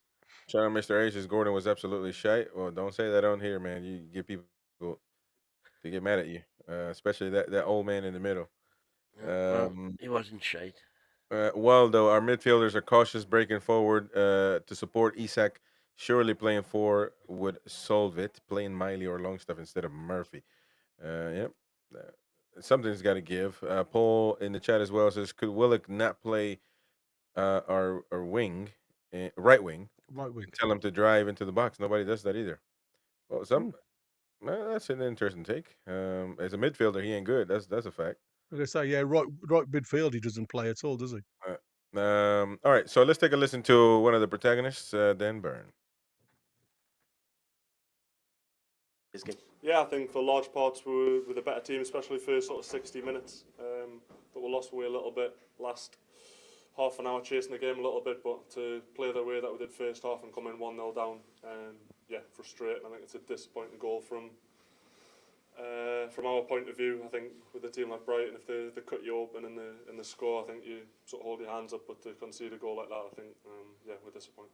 Yeah, how frustrating was it to fall behind, given the opening half hour was quite strong? Yeah, and I think that's probably the first time they actually got the ball in my box. So yeah, Welbeck's a very good forward. I think if you put him in that position, he's going to score goals. And for the large part, I thought we've contained them well. But I think that's the Premier League. You've got to sort of limit their chances and hope they don't score. And I think we've probably getting in some really good positions today. Yeah, and not finish it off, but that's football, I suppose. It seemed like the game was crying out for a goal after Brighton took the lead. What do you feel was lacking to get that breakthrough? Yeah, probably just that sort of last little bit of control, sort of the final third stuff. Maybe we got through and a little bit of composure stuff. But as I said, I'm more worried if we're not getting in those positions. But I think, yeah, as I said, if you do those things continually over and over again, the chances are you're going to score goals. So not something I'm worried about. I know Alex and Gordy and Murph have got the quality to score from those positions, but it just didn't happen today. Yeah, despite the defeat, can you take positives from the game, and maybe on another day those chances could have been converted? Yeah, as I said, I thought for the first sort of 60, 70 minutes, that's probably the best we've played all season. So it's funny how it works. I think we've not played great at the start of the season and picked up results, but we're still sort of 8th in the league. So I think you would have taken that at the start of the season. So yeah, we've got a tough run of games coming up. So yeah, I think we're just going to move on quickly and go for the next. It is the All right, that was Dan Byrne. Let's go with Twitter Reacts, ladies and gentlemen. Twitter Reacts. Let's see what's out there on the Twitter universe, Mighty Win's favorite platform. Twitterati. Let's take a look at this. Murph saying, what's Murph saying here? Same formation, same tactics, same subs, same shite every single week. We have one identity, and it was found out a while ago. Look at that. Murph, whoever that is. Sure, it's not Murphy's account, or else he won't play again. LC, and by the way, we're just picking random fans that we see out there, giving them kind of, the opportunity to be shown out there. And no bias. I'm biased. Mighty Wayne knows I'm very objective, right, Mighty Wayne? No. Yeah, he's a hater though. He's one of my detractors. LC, think the most upsetting thing is the giddy excitement of watching Eddie Howe's Newcastle has totally gone. We are so boring to watch nowadays, and every game is a carbon copy. Anyone who argues that we haven't regressed is beyond delusional now. It's clear to see. Ooh, let's see. Go along with that. Interesting. There we go. Adam says this could honestly be classed as a war crime. Yeah, I'm telling you. Gordon out, Longstaff in, Almiron The out. worst double substitution in history. Oof. At the 85th. That's what I'm saying. I said it yesterday on the instant match reaction. To me, you make a substitution in the 85th minute, unless it's like, you go extra time or something. But for something like yesterday, it's to kill time. But you're losing. And you're going to bring in You're trying to make these changes at the 85th minute. Don't understand it. But this is a war crime according to Adam. What's this? Meme Castle United. They have good memes. Says highlights versus Brighton. Oh, the fans telling the players this is where you need to go. The goal. I love that one. I love that one, man. That's funny. That's funny right there. Yeah. Mighty win. By the way, we got to talk about the fans, man. We got to talk about the fans, man. You're supposed to be leading these people. Rob Constable says Shar and Gordon been rinsed when Kelly and Target getting that money. Yeah, well, man, that's great. Every time I see Target on 100, woo, woo, man, that is tough to watch right there. And that was backed, and Mighty Win went to the club and put his signature on and said, "I want Target to get 100K a week, or else I'll take my season ticket away." And that is a travesty, man. I'm telling you, 100. My goodness. Botman on 90 though. That's cool. Botman. What is that? Oh, that's a year, 4 million. Okay, so I guess Willick is on 80. Oh man, he is chilling in life. He is chilling, man. Miguel Almiron, Gordon's on 60, but he's gonna be the highest paid player soon. So, no worries. That's interesting to see. Where do you get? What do you get? Is that cap website, whatever it's called? Vlacadimos is on 50. Capology. Is that what it Man, is? Vlacadimos is on 50. And Fabian Scher on 45. Now that is a war crime. Poor Fabian Scher. No wonder he's trying to get an extra season. 84% battery says our next 5 matches we'll be lucky to pick up a single win. Yeah. Well, we got Forest there though. Well, City ground, so I don't know. Where's Liverpool you talking about, man? That must be after Forest. So that is not showing on here unless they can't change it already. I mean, DM says no smoke without fire, no smoke without fire. So I'm guessing there's a caller, Newcastle caller on Talksport. Let's take a listen. A bit more. If you listen to what I'm saying, we don't have to sell. The papers have been talking nonsense for It's months. ancient. I read it in the papers that you have to sell. Oh, so you believe you're mates in the media than people who I understand it. I'm a Newcastle supporter. No smoke without fire, Pete. No smoke without fire. It's not true. A bit more. What's up, man? Listen, football ain't that serious, man. Calm down. It ain't that. It's never If that. if you watch that whole sequence, they're literally just winding the kid up. Oh yeah. It ain't never that serious, man. Relax. Take a chill pill. Oliver Sterling. Well, the result was shite. Performance forgettable. But my boy got to hold Anthony Gordon's hand onto the pitch, so it was a day to remember. There you go. That's a good one. That's a good one. Stewart says after 4 Premier League games, Newcastle were enjoying the club's best start of the season since 95-96 with the Geordie midfielder Longstaff in the middle. Since Longstaff was dropped, Newcastle were thrashed at Fulham. Haven't won in 4 Premier League games. One in the cup with Sean playing. So are we saying that? And well, this is the point, right? That last season, the same thing happened, and so I thought, look, I must know nothing about football, and Well, that's a fact. and it's not the case. I don't know. No, man, There is don't say it, man. I know you. Coincidence or whatever. No, it's just coincidence, mate. Trust me. But he came on yesterday. He didn't fix anything. Come on, man. Yeah, we already went across that mountain. Let's not go back. Yeah, exactly. Everything in UFC says no striker, no right winger, no center half. 10th in the league after 8 games. 1 goal scored from open play in 4 games. Time to go, Mr. Edward. No, man, no time to go yet. Murph says, anyway, on to Chelsea twice. 8th in the league after 8 games, by the way. Look at that. On to Chelsea twice, and the dude is losing it. Yeah, man. It says Bruno G Fan Club. I effing hate football. Why can't we score? There you go, man. There you go. What's this one? Footy Beers missed 2 1-on-1s, blocked one of our own shots off the line, skied another, 57 useless set pieces, 328 stupid decisions around the box. Did more than enough to win that game, so can't blame tactics. Fact, is Tonali is the only one really made player bought since Champions League. Ooh, that is a take right there, man, by Mr. Footy Beers. Keith Down. Why do I have Keith down here? Yes, Newcastle deserves something from that match today, but also worth noting that 10 games into the season and they've still yet to get going. Yeah. Well, Dan Mason, happy NUFC versus Brighton Day, arguably one of the worst days of the year. Yeah, yeah. Toon Center, at least Yankuba Minte didn't bag the winner. Oof. Oh Imagine yeah, what that that would would have been be funny, like. wouldn't it? E only fan says the NUFC medical team trying to ease Callum Wilson back into the first team training.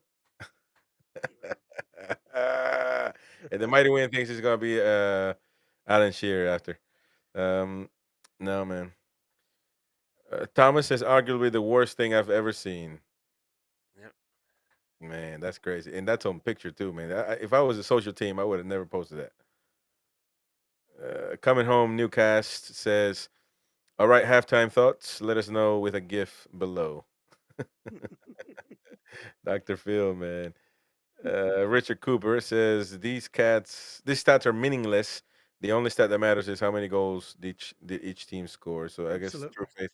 True Faith was showing the possession and all that. Yeah. XG, man. This XG. Watching XG NUFC Paul. miss every chance they get at home.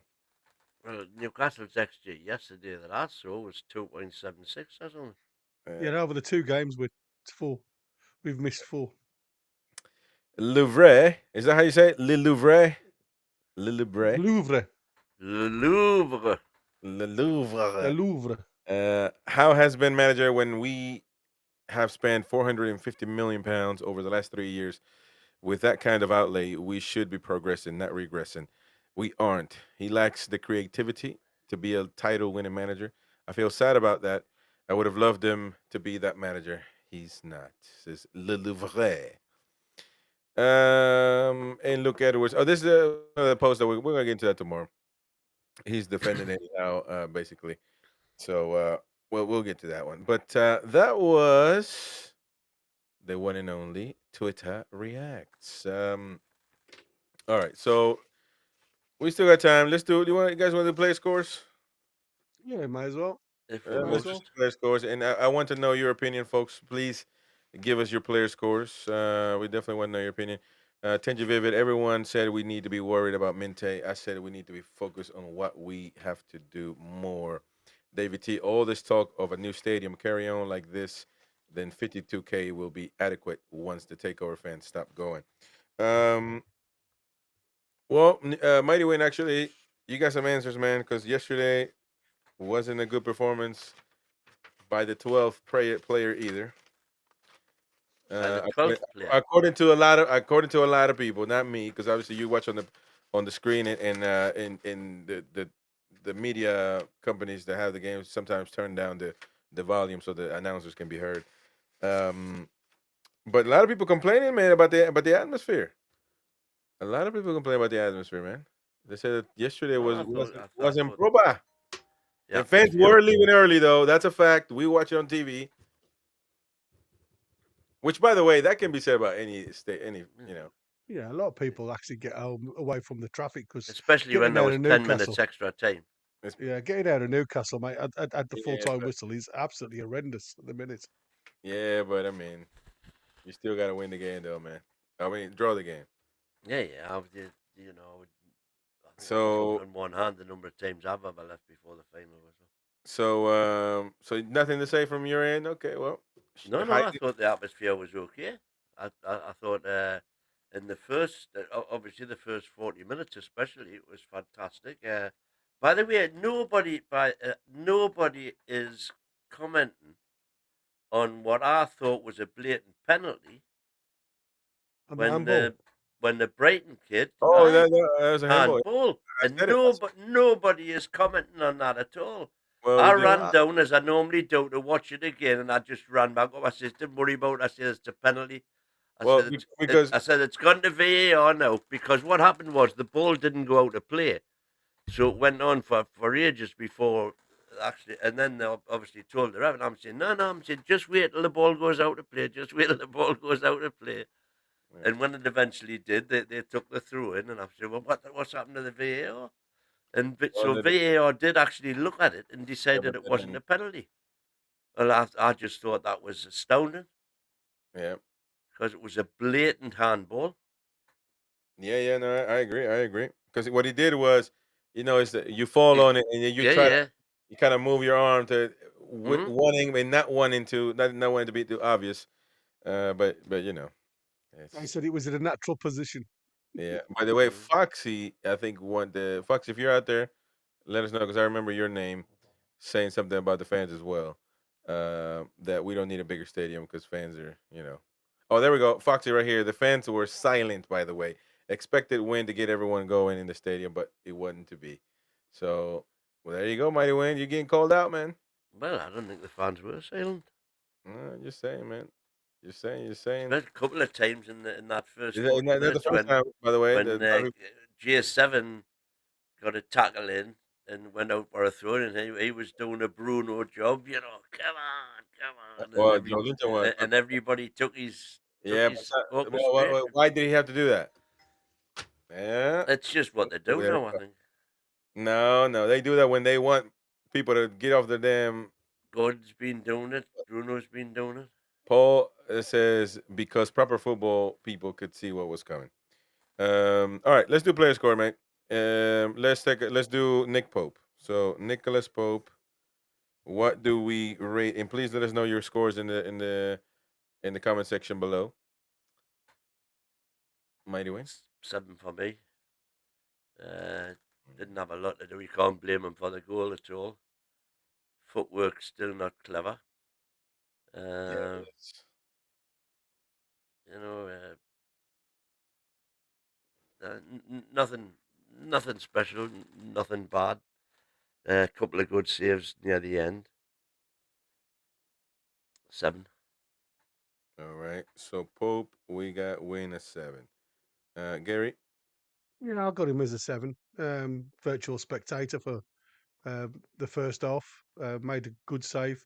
I was a little bit unsure of the one though that was from Mitoma that actually glanced off his head for a save. Didn't even use his hands. I found that really strange, to be fair. But I mean, like we said, he couldn't do much for the goal. So yeah, I'll give him a 7. All right, 7 there, and I mean, I just nothing really. I mean, it's 6. So I'll give him a 6. I mean, good score. Nothing really to go from. I don't think he was challenged much. Had 2 saves inside the box. So I mean, the goal.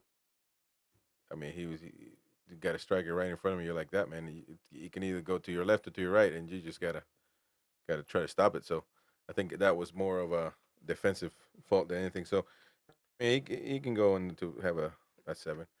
All right. So the next one we got, and people are saying 6, 6, 6, 7. Had a great save. Nia Powell says.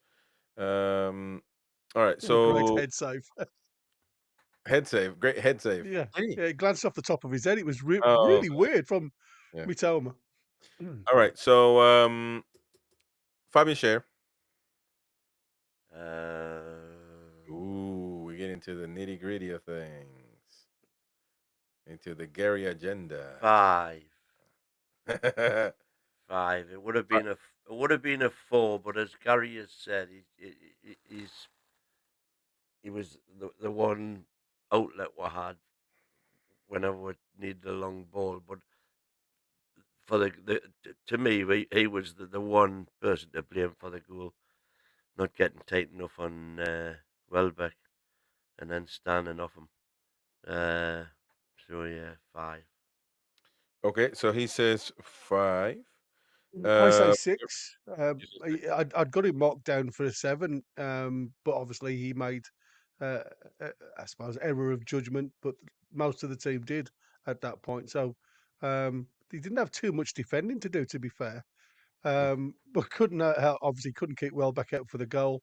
On the ball, he started off most of our attacks with his pinpoint long range passes. Great ball over the top, which should have been finished by Gordon. if I'm honest. So yeah, I'm not going to go too harsh on him. I think 6 is probably fair. All right, I'll give him a 4. So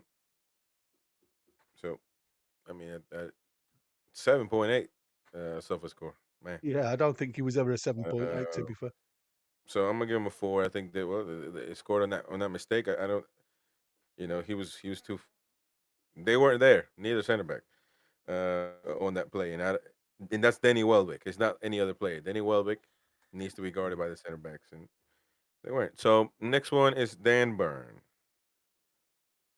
Mighty win. Between a 7 and an 8 for me. I'm No, going to give no. him an 8 for his What? an 8. Oh my God, this is crazy, man. But Didn't hey, listen, it is did what it is. nothing wrong for me particularly. They should have got a 10 then. And when he came across towards the end of the game, when he covered the whole pitch to get across and make that lunging tackle to clear the ball when Matoma was through. Brilliant tackle. Okay, Garrett. Well, you know what? The one thing that I'm going to say here, when I look at Fabian Shaw, attempted 5 tackles and won 4, um, and Byrne had 1 tackle, but when you look at his blocks Byrne had one towards the tackle. end, yeah, 1 tackle, 1 clean tackle. But when you look at his blocks, and it was his blocks that I loved because, like I say, he throws his body where nobody else does. I think he did 3 or 4 blocks, if memory serves me right. So I'd got him down as a 4. But then, as the game was going on, because I mark it as I go through the game, I'm going to give him the same as Shaw, just because he wears his heart on his sleeve, and he throws his body on the line. So I'm going to give him a 6. All right, I will give him a 5. I was gonna give him a 6, really, because he had 1 clearance, 1 block shot, 3 interceptions, 1 tackle, but 3 interceptions and the others. Um, so he got I mean, somewhat decent stats from watching the game, obviously. Well, I But don't know where that these goal, stats that come goal. from because I saw him make more than 1 tackle yesterday. Well, there are people that get paid by count to count, so I rather trust them than you having a beer, spilling a beer on your stomach on the stadium. So, but I will deduct a point because the goal to me is that's it. So 5 for me, and so there you go. Tino Livramento. 4. Rubbish throughout the game. You said 4. So. Yep. To blame for the goal as well. So no redeeming factors.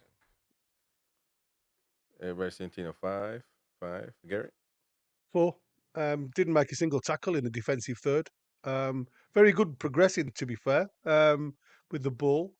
He did seem to link up well with Murphy, but like we just said, I do think he's got to be stronger against Welbeck. And like I say, even if he throws a foot in there, he leads with his right foot when he should have tried to obviously block it with his left.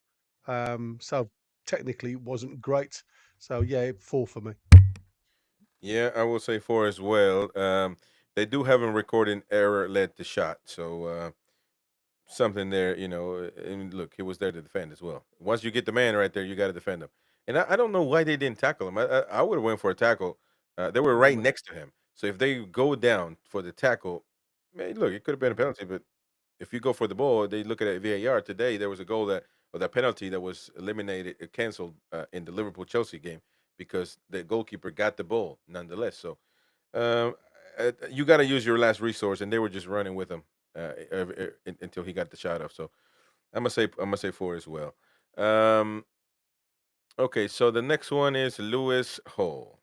So Gary, you go because Mighty Wayne is about to. Well, to me, the best of the defenders yesterday. Up the park, he supported the attack play. Also, defensively, he was probably very astute. 5 tackles attempted, 2 tackles when he won the ball back. But again, in the defensive third, He didn't. He didn't really win a tackle in the defensive third. But again, it's only because he didn't. There wasn't that much attacking emphasis down that right hand side. Everybody was coming inside. So yeah, I'll give him a 7. I thought he did well progressing the ball and joining up with attack. All right. I will go until my wing gets back. So, oh no, you said 7. Yeah, Okay, you said 7. So I say 7 too. I think he was really good. Probably one of our best players, to be honest. yeah. 9 ground duels, 1 aerial duels, 2. Possession lost 16 times though. That is not a good one. Um, but just watching him, he was doing a lot of that overlap with Gordon as well. So I just say 7. Could have been 6 to be honest, but He's got a sweet left foot. That's what I said. We've got to utilise that left foot with crosses into the box when he does the overlap. So for me, it's a I suppose a tool that we just don't use in the box. Ronald Tormos is all players 5 for losing. A lot of people saying Hall, Queen of Heart, Mighty Mag, David T, Niall Powell, Ian Fleming 7. Everybody saying 7 really for Hall. 3 for Tino from Mighty Mag. Ooh. Foxy Tino liability defensively, too often position bodied. Yeah. He needs to get a little stronger, man. He needs to get some. And it's not. He has a good size on him. It's just that maybe he needs to have that malice to say, "Man, you're not gonna move me." Bang and answer back. Because I felt Welbeck he was doing whatever he wanted. Um, Mighty Wayne Holt, Lewis Holt. 8. Thought he had an excellent game. My goodness.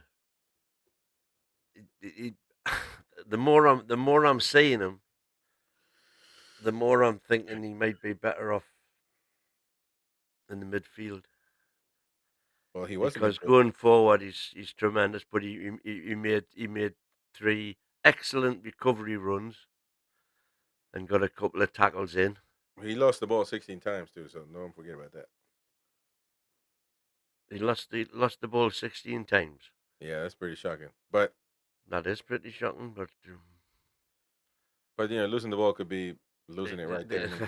I'm trying to work out what losing the ball means. If you're talking about trying a pass that doesn't come off, well, I thought he had a good game. All right, so you say 8. Bruno Guimaraes, Bruno G. 8 as well. Damn. Yeah, if he tired, kind of understandable, I suppose. All the travelling, one thing and another, but if he was comfortably man of the match first half, and then went off a bit, and then of course Eddie took him off.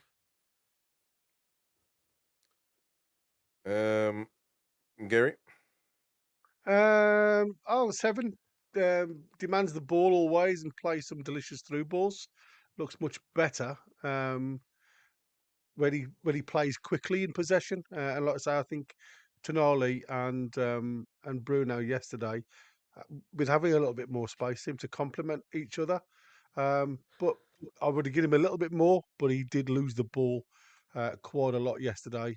But again, when you're trying to thread a needle, a ball through a needle, it's quite hard with a low block.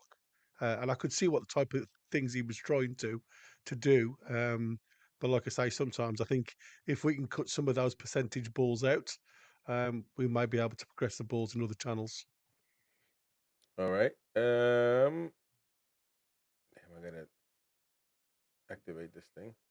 All right, so I'm gonna give him a 7. I don't think I will ever get anybody an 8 this game because didn't like it. So I'm gonna give him a 7. He's one of our best midfielders. I could have went for it. Never mind. I'll just do that. And then we'll go with J7 on the left. 7. 6 for me. All right, and I'm gonna say yet again he got into their byline a couple of times in that inside left position. Yeah, pulled one back for Gordon. That Gordon wasn't a horrendous shot, but should But have been again, on he seems to target. be a player that Eddie turns to change positions, isn't it?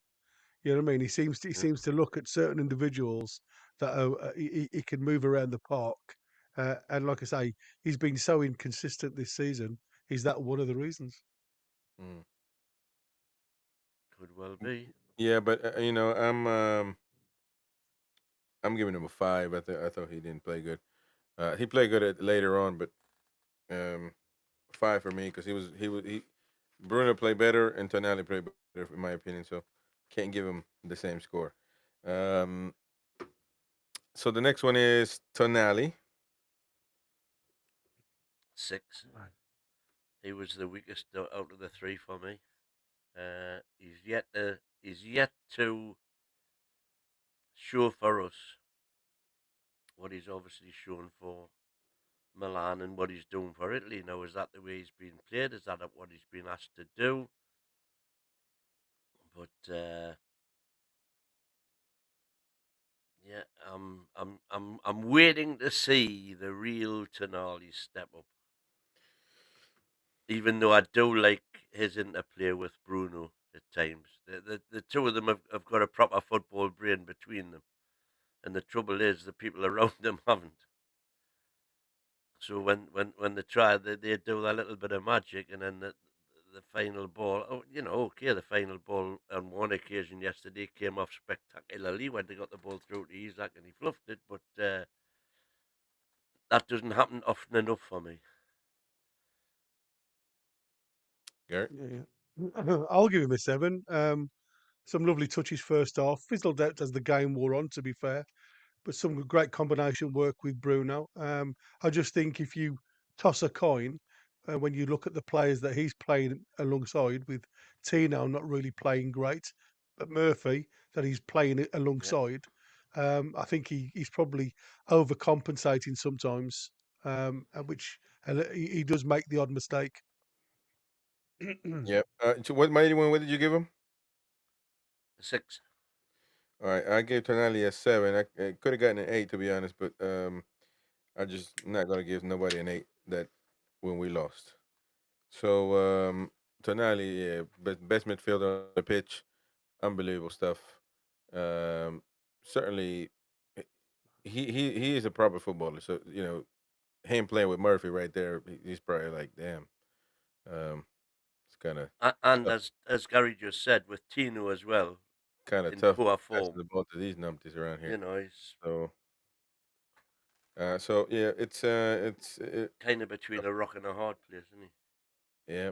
All right. So and a lot of people saying 7 men of the match is Ian Fleming. Niall says yesterday proves Tonali and Bruno can play together. Yeah, well, of course. All right. So we go with Alexander Isak. Win or me? Well, I'll Wayne go and then first if Gary. you want. I'll go on then. Win. 3. Rubbish.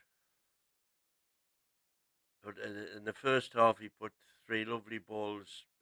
This wasn't him doing his striker's job, but when he was playing, and he put 3 lovely balls out to the wing.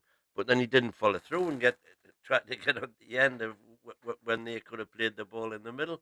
He wasn't there. He was still hovering outside the box. All right. Gary.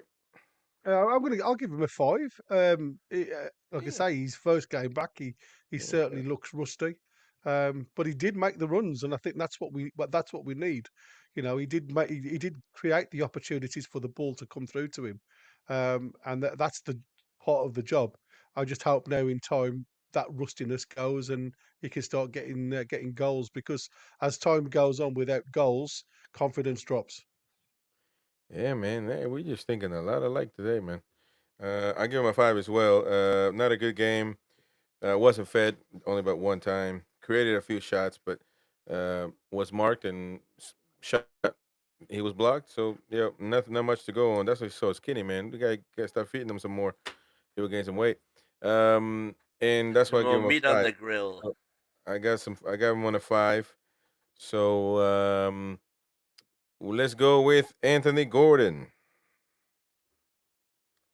7 for me. Could have been an 8, but he missed his 2 chances, so 7. other than that, he had a good game, I thought. Garrett? 6. Lively start. Looked the most likely to create something, if I'm honest, and gave that Veltman problems all well for the first 30 minutes, and should have equalised, if I'm honest. But he does look a player that needs a confidence boost in front of goal. He's certainly one of them players that's more of a mental player than uh, an attribute player. So yeah, I'll give him a 6. Hmm. I'll give him a 5, same score as Isak. He's gonna have more chances to do something with the ball because obviously he gets the ball first before Isak gets it. Uh, Missed one shot in front of goal as well. So a nothing burger to me. Same match as Isak, both 5s. So that Jacob Murphy. Cool. Jacob I didn't Murphy. mark him. Well, I've given Isaac a 3, so I've got to give Murphy a 2 because he was just rubbish, wasn't he? Let's be honest. Yeah. You know Yeah. how he was not taken off before he was is again this is the Eddie the Eddie doubts coming into my mind because it was apparent from even though we were on top, he had very little to do with anything we were doing when we were on top. And for Eddie not to be able to see that, he got the ball twice and blew it. No, 2. All right. I'll give him a 3. Failed to make the most of some good positionings in the first half. He did link up well a couple of times with Tonali and Tino, but again, he failed to create anything of note. Played sometimes as a right wing back as well, and just a very, very poor second half until he was substituted. So, like I say, lucky to get a 3 for me. Playing with 10 men just doesn't help. Yeah, I'll give him a 2 as well. Just rubbish, man. Rubbish, rubbish, rubbish. Um, Unbelievable. Can't play with somebody like that. Um, so let us go with the bench players. Harvey Barnes. A lot of people saying 3. Hold on. Where's Beer Viking? Because Beer Viking gonna. Oh, Beer Viking must be sleeping already. He didn't comment. All right. So Harvey Barnes. What do you want? 5. He got what he started with. Gary. I'll go 6. I thought he was unlucky not to start and offered a direct play from when he come in, but should have made the most of some good crossing positions. I just think again not having a left foot, he had the opportunity and the time to bring it back on his right, and it should have been into the box rather than going backwards. So yeah, I'll give him a 6. Yeah, I'll give him a 5. Same. See, convictions very much clear in this on this side of things. Isak Gordon, Barnes 5. I think Barnes is more because he's getting the ball too low, and to make that run all the way up there and then try to, it becomes really predictable. So, um, didn't really try to feed the attack at that time. It was just, I mean, we didn't know what we were doing. So, just a 5, just a 5. He needs to be starting. That's a fact. So Joe Willock. 3. Oh, Just harsh. utter, same as Murphy. Did nothing. Didn't tackle. Didn't progress the ball. Didn't the one opportunity he did have when he got the ball. He ran with it and then he blew that. I think he passed it straight to the centre half. Yeah. There you go. What, Gary? Yeah, I agree. I mean, I probably 2. Yeah, 2. I'll go with 2. Quiet after coming on, never seemed to get out of second gear. Body language was disappointing. Didn't make the effort to try and get the ball back when we hadn't got it. Didn't try to make anything happen when he did have it. Nah, sorry, mate. Yeah. 2 if you're Not lucky. good enough. So you said what scored 3? I'll go. Yeah, I'll go 3. I think 2's probably too harsh, but 3. Oh, I'm gonna give him a 2. Same as Murphy. Just they both started in different times. Same as Murphy. But there you go. He has So got better technique and quality. He's just not showing it. That's yeah, the way I exactly. look at it. Yeah. All right. Longstaff. Christ. 5. Uh. Just did nothing bad. He was Longstaff basically. Just a wasted substitution for me. Julie's husband says people complain about Eddie not using subs last year because of injuries, and now he makes them, and we criticize him. It's the type of injuries. I mean, sorry, changes that he's making. It's not just about making substitutions. It's the players' attitudes as well, isn't it? If you make the substitution, the players have to come on and try to do something. When they come on with the attitude that, well, I'll settle to be a squad player and get paid for it, that's not the attitude you want to see. Not when you're Longstaff. losing a game. Oh, sorry. Longstaff. You said 5, so Gary. I'll give Longstaff 4. I mean, some of the set piece wasted that he made was awful. Couldn't even beat the front man, standing 10 yards away. I'm sorry, that's just basics. But again, body language just looks to me as if he settled for a squad player. Doesn't come on and try anymore. The effort just wasn't there. That's right. Yeah, it could have been 4. I'm gonna give him a 5 though, based on nothing really, just because I'm tired of slagging him off. Not slagging him off, really saying the truth. So 5 or 4 could have been either way. No, you know what? Just because it pisses me off about all these set pieces, I'm gonna go down to a 4, and that's gonna bring it down to a 4 on the overall that I got over here. So yeah, you're right about that one. Almiron. 5 again. Did nothing bad, nothing good. Yeah, that's true. Gary. 4, energetic without the end product. Just I don't think he touched the ball more than twice. Yeah, I'm gonna give him 5 as well. Nothing. Osula. And the same again, 5. Just gets I what don't he think you can starts with. mark him, can you? It's just he played for Just was sad it 6 that he minutes? didn't get longer.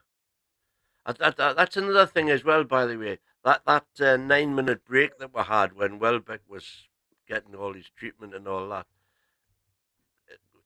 Just prior to that, we'd started taking control again, and then that break sort of completely put an end to that. We were just getting back into top gear, and when that 9-minute break came, we were just back to square one. Didn't help us at all. All right. So, Gary, did you say Osula? Yeah, I'll give him a 5. Yeah, 5 as well for me. I mean, He run into the channels, but didn't get any opportunities. So, Eddie Howe. Maywin. 2. A for the lineup, starting Murphy instead of Barnes, and then the substitutions were just crazy, absolutely crazy. Made no sense whatsoever to me, none at all. In-game management that we've criticised him for so often, and is he learning? I'm not so sure. Not so sure. And for the first time, by the way, in the stands, especially surrounding those substitutions, the murmurs were starting, which I've never heard A couple of before. boos, wasn't there? Yeah, especially on the Tonali one. Yeah, he's had literally 100% backing from everybody who sits around me, and yesterday started to lose it. All right, Gary. I'll give him a 5. I think tactically he did did the job. First 35 minutes, like I said, probably played the best football that we've played all season. So I can't fault him for that. I will deduct marks for obviously players coming off probably when they didn't need to, and moving players around too much. I just get sick to death of seeing it. If a player's not performing well in one position, just change him, get him off, and put a player on there that you think will. I just think there's far too many changes, and it upsets. Like I said, the final third of the match, from 60 minutes onwards, we just didn't have a shape whatsoever. We were all over the place. So that goes to Eddie Howe. All right. I will give him a 2. I think every time you don't play your most effective player of the season to start with, that already starting on the bad foot. And the changes made 0 sense. This broke the team, broke the game. Just didn't understand. So I did a bit of I got overall scores. Just basically whoever voted for them. You got 2 sevens out of the 3 of us, you get a 7 total. So Pope gets a 7 because Win and Gary said 7. Shar gets a 5. Byrne gets a 6 overall. Livermento a 4. Lewis Hole a 7. Bruno G 7. J7 6. Tonali 7. Isak 5. Gordon 6. Murphy 2. Barnes 5. Willock 3. Longstaff 4. Almiron 5, Osula 5, and Eddie Howe a 2 because me and Win said 2 and Gary said 5. Well, for whatever that's worth, that's that. And Let's move on. move on. We got new stuff, new shows, new news, new whatever. Tomorrow show is Eddie Howe Under Pressure. I hope you're there to answer that valuable question. Is he under pressure, ladies and gentlemen? Bring in your stats, bring in everything you need to bring in, because tomorrow we'll decide Eddie Howe's future. That's right, and that's how we do it here in the south of the U.S., baby. Get her done. No, it'll be great. But look, we gotta go. We had a great show. 234 people voted in the community of the chat. The 60% say we play good, just didn't score. 29% says we were knackered. 11% will give it time. Eddie will fix it. And on the poll tonight on the chat, let's close it. Who's to blame for our latest form? 32% Eddie Howe has beaten everybody off. 30% the players. 30% all three. 6% the directors. So players 30%. Very close with Eddie Howe. Interesting. Interesting from people. Anyways, thank you so much for your support. We will see you folks tomorrow. Tomorrow breakfast show with the same shenanigans every week. Keep the faith. Away the lads. Away the lads. And See you. lasses.